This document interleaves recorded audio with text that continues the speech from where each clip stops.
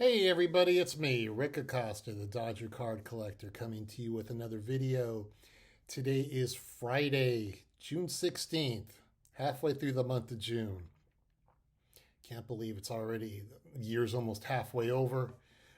Summer is supposedly starting. If you live in Southern California, you can't tell that because it has just been cloudy all spring long. But I won't complain because at some point it's going to get hot in this town.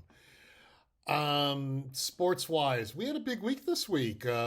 Stanley Cup ended, NBA championship ended. Congrats to the Denver Nuggets on winning their first ever NBA championship, beating the Miami Heat. And congratulations to the Vegas Golden Knights winning their first ever Stanley Cup, beating the Florida Panthers. So it's interesting now that hockey and basketball have ended. It leaves the attention to baseball. So I'm starting to pay attention a little bit more baseball.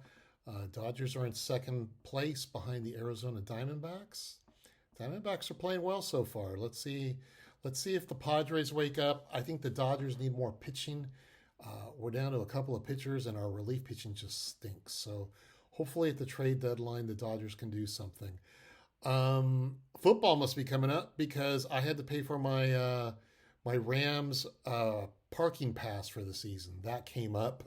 So I was like, okay, we must be getting close. So I think we got some exhibition games coming up in August. Collecting wise, before I get to collecting wise, I usually don't do this, but I have to recommend this wonderful documentary that I saw about Bill Walton, UCLA basketball star. That's how I know him. Some of you might know him as a NBA star or as a TV analyst. The latest 30 for 30 installment, ESPN, four-part documentary about Bill Walton. And it's just fun to watch. I am a big Bill Walton fan. The reason I bring it up is just because I remember when I first started watching basketball, UCLA didn't lose a game for 3 years. And I honestly thought, God, life is neat. My team wins every year. And I remember when they finally did lose to Notre Dame after 88 game an 88 game winning streak ended.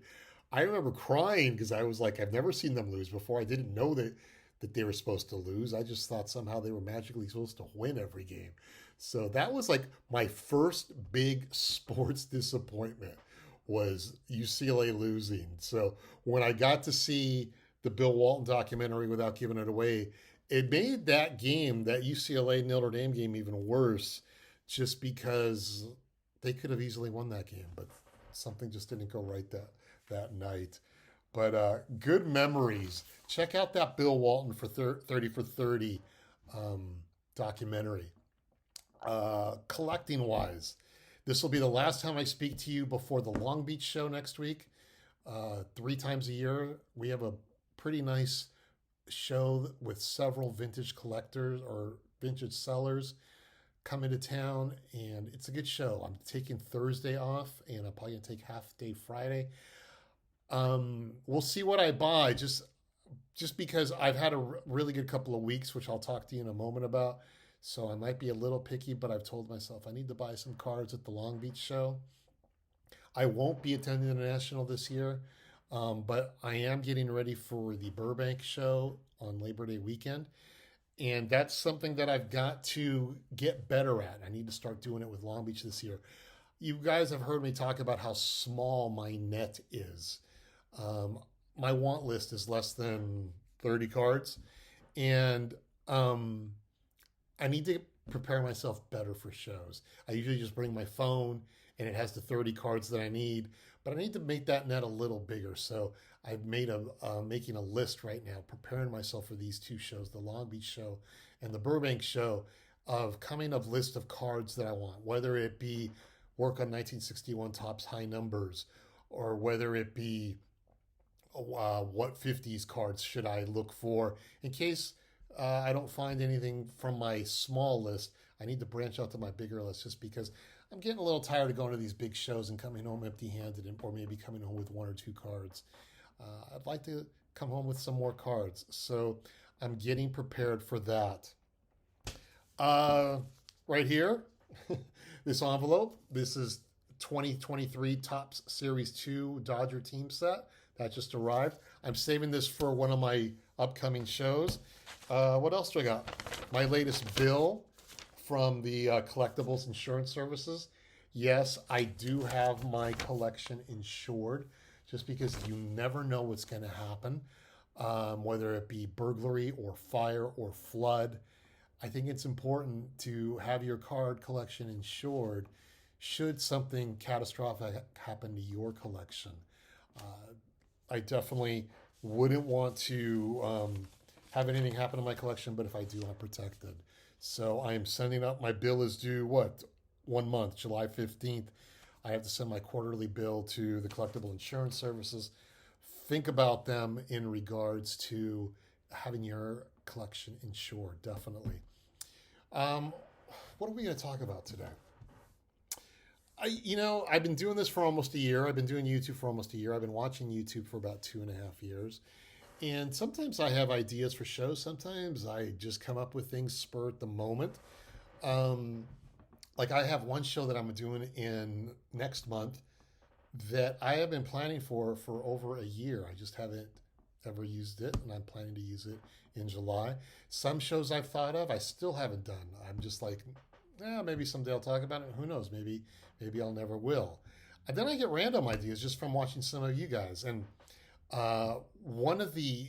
this show that we're going to talk about today, I was watching SFI Sports Cards, Sammy. He has a wonderful show on Saturdays called the Saturday Morning Starting Lineup. And I'll leave you a link because I'm assuming since today's Friday, and by the time you see this, it'll be close to Saturday morning. I'm assuming he's going to do his next installment of the Saturday Morning Lineup. And what he does is he goes through his collection and he picks random cards and he picks a starting lineup out of it. And Sammy, if you're watching, you're going, Rick, that's not what I'm doing. This is what I'm really doing. But that's kind of how I interpret it. He goes through his collection and he picks out a starting lineup. And you see these players you haven't thought about in ages. And I thought, God, that's a really neat idea. I like that. It kind of made me kind of think, I wanted to do something a little different where I'm going to do a starting lineup.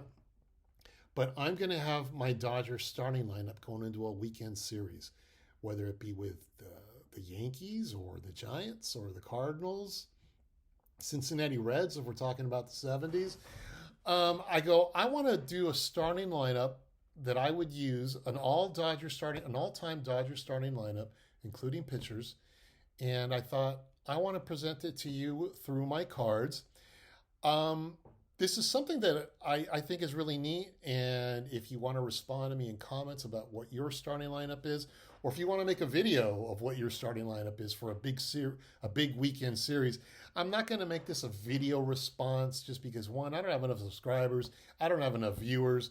I definitely don't plan on giving away a card to the best show. But if you want to make a video of it, that's great. But so what I'm doing today is showing you what my starting lineup is for a weekend series.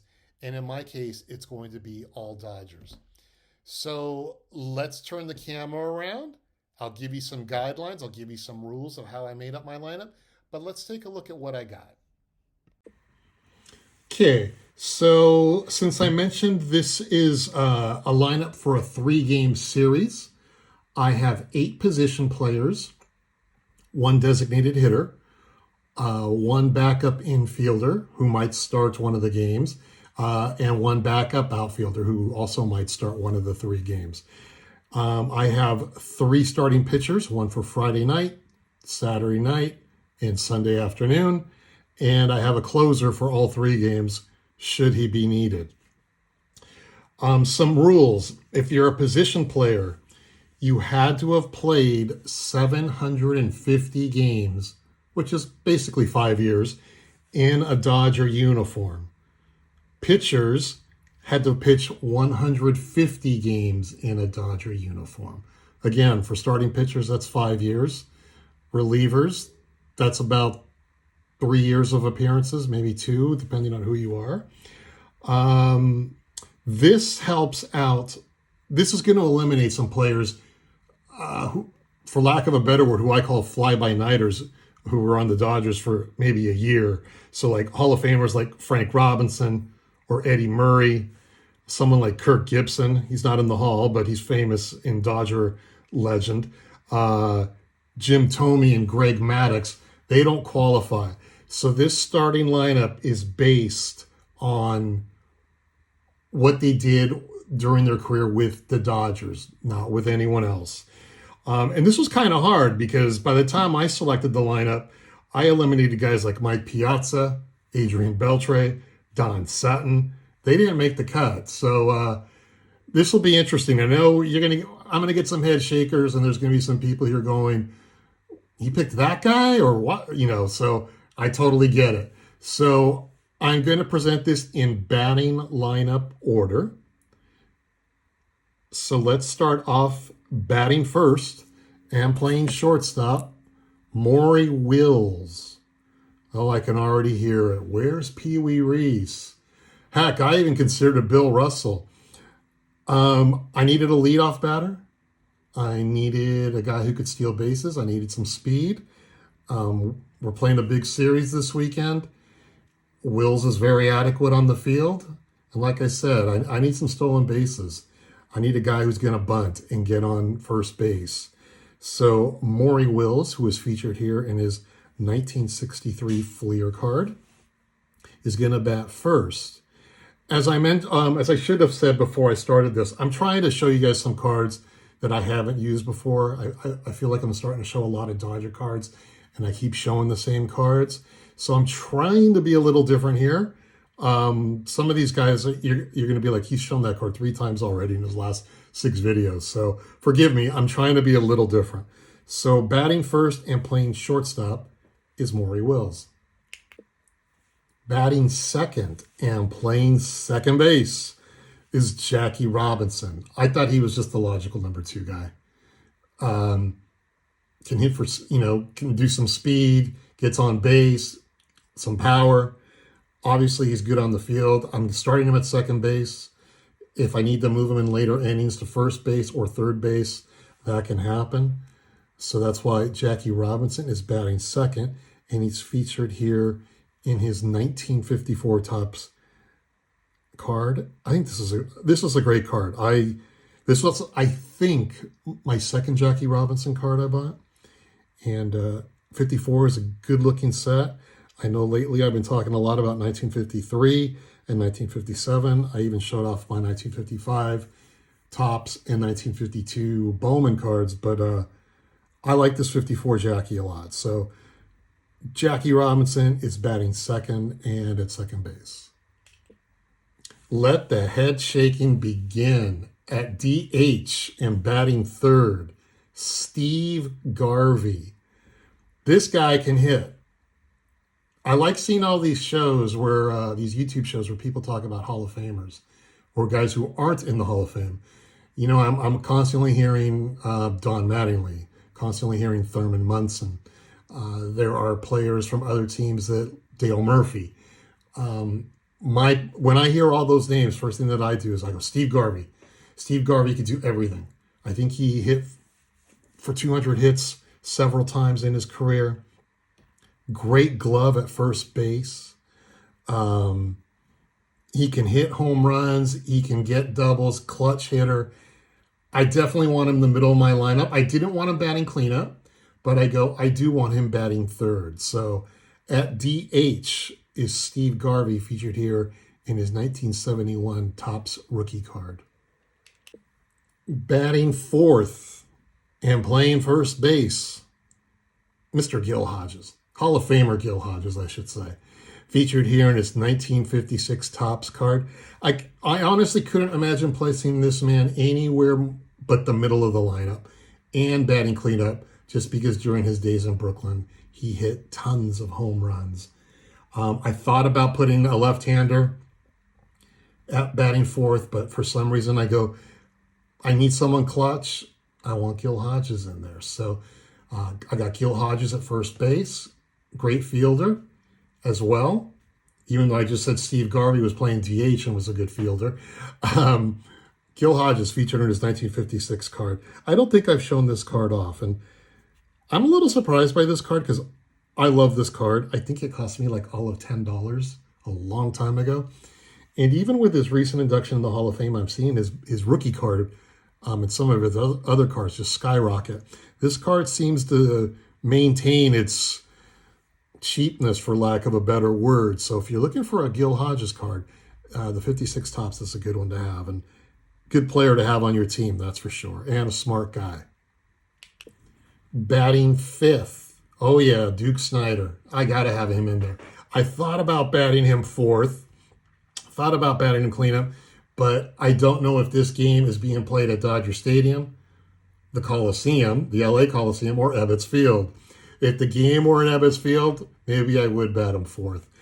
Hit a lot of home runs when he played with Brooklyn.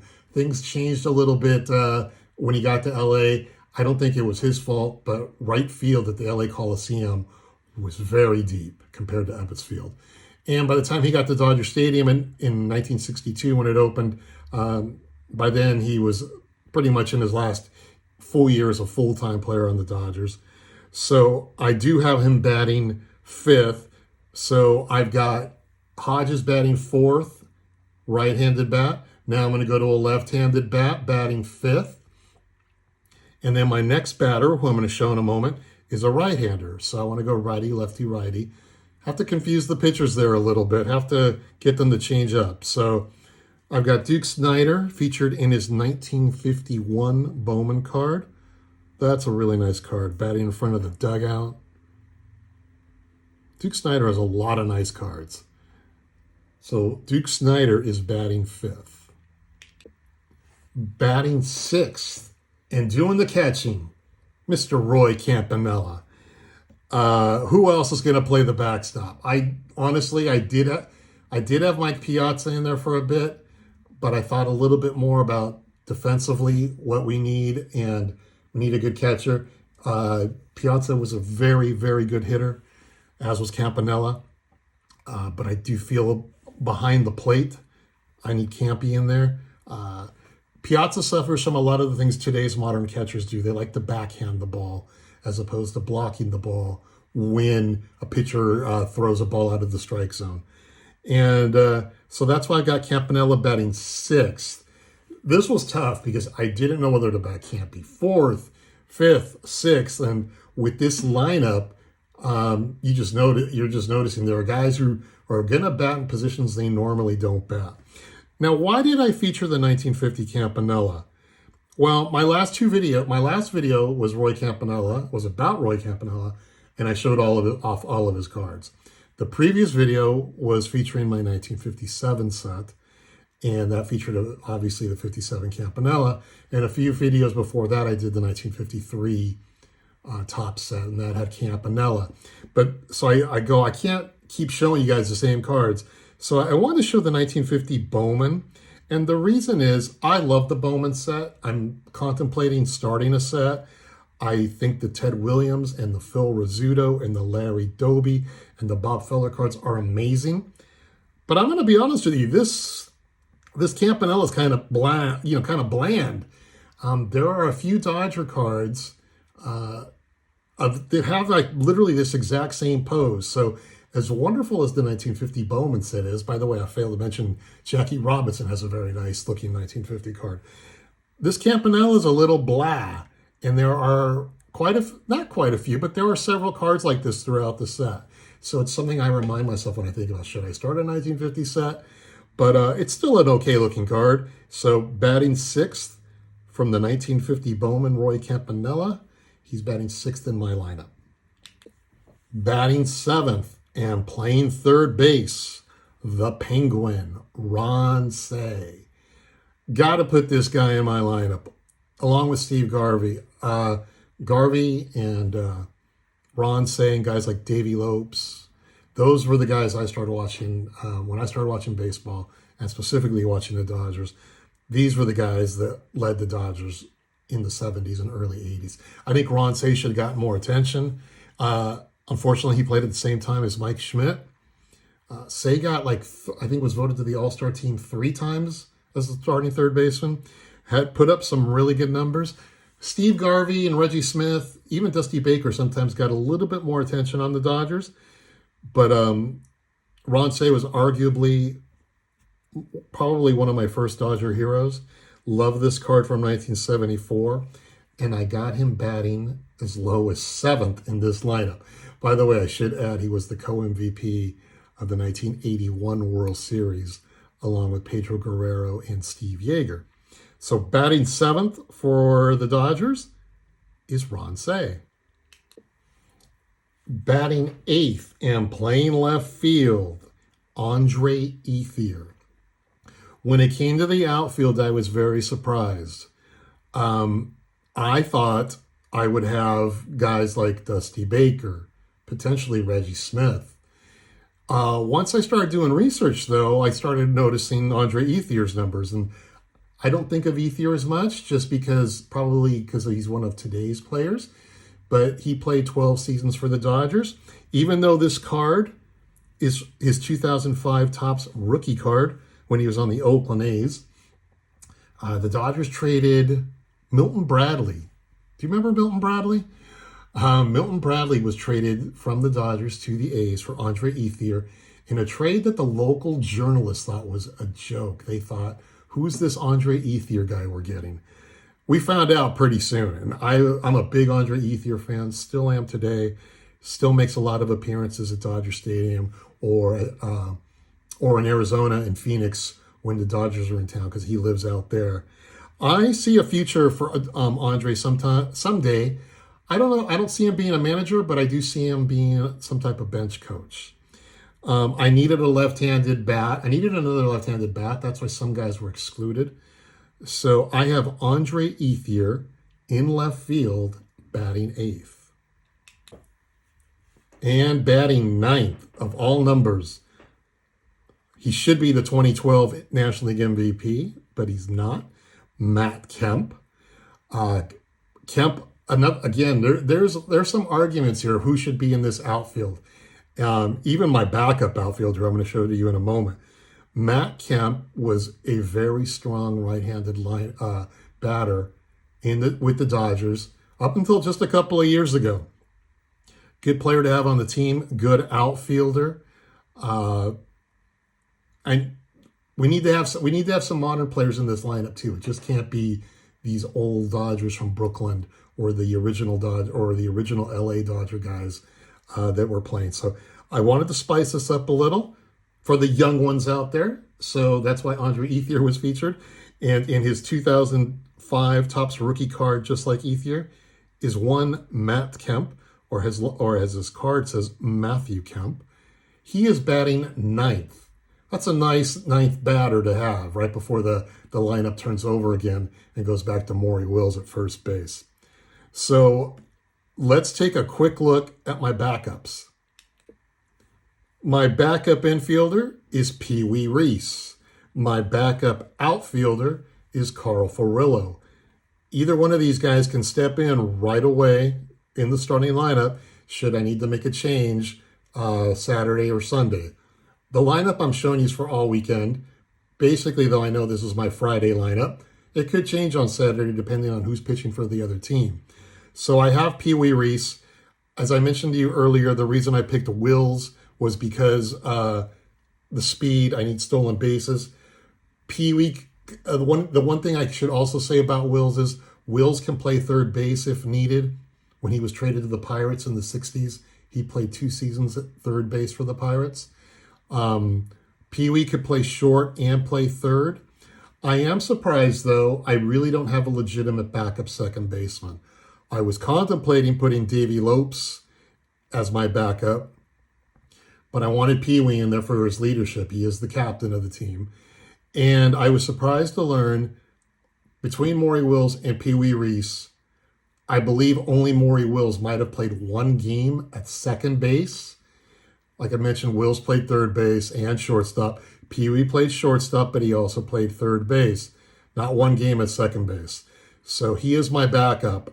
And I'm kind of in trouble if Jackie Robinson gets hurt, I'm kind of in trouble at second base. I almost picked Justin Turner because he could play second base if he needed to as my backup. My backup outfielder, this was tough. The only reason Carl Furillo's backing up is because he was a right-handed batter and I wanted another left-hander in the lineup. So if the team we're playing this weekend puts in a left-handed starting pitcher, I'm bringing in Carl Furillo to start in place of Andre Ethier. Furillo put up some really good numbers during his time in Brooklyn, and he won the batting title in 1957 as well. As I mentioned to you earlier, I was contemplating Dusty Baker, Reggie Smith, Willie Davis, Sean Green. Furillo has better numbers than all of them. So I go, I'm going to have to go with Carl Furillo. And he's featured here in his 1958 Topps card. The Dodgers have moved to LA. And I think this makes for a very, very good starting lineup with their backups. So let's take a look at the pitchers. Before I get to the starting pitchers, I'm going to introduce my closer. And this was kind of a easy decision, but at the same time, it was a hard decision. Some of you might be thinking, why not Kenley Jansen? He has over 400 saves, most of them with the Dodgers. Unfortunately, my memories of Kenley are the blown saves. That's awful to say because he did save so many games. But it just seemed like when we really needed Kenley in the 2017 World Series, it just wasn't working for him. So I didn't pick him for that reason. The 1975 Cy Young Award winner was Mike Marshall. Pitched in 106 games, including 13 consecutive games. He was incredible in 1975 or 74. But I think the Dodgers overworked him in 74, and by 75, he was a disaster. By 76, he was put on waivers. He later resurfaced with the Minnesota Twins and had some good years, but I can't go with him either behind as my closer. One other guy I really gave a good consideration to was Jim Brewer, a Dodger closer from the late 60s and early 70s. He was one of the first closers I remember. And I didn't consider him. He was a different type of closer by today's standards. And one other guy I considered was Steve Howe, because in 1981, he was phenomenal before he had his personal issues. But the guy I did choose was Eric Gagne, featured here in his 1999 Fleer update card. I've never really spoken about Eric Gagne that much in my videos.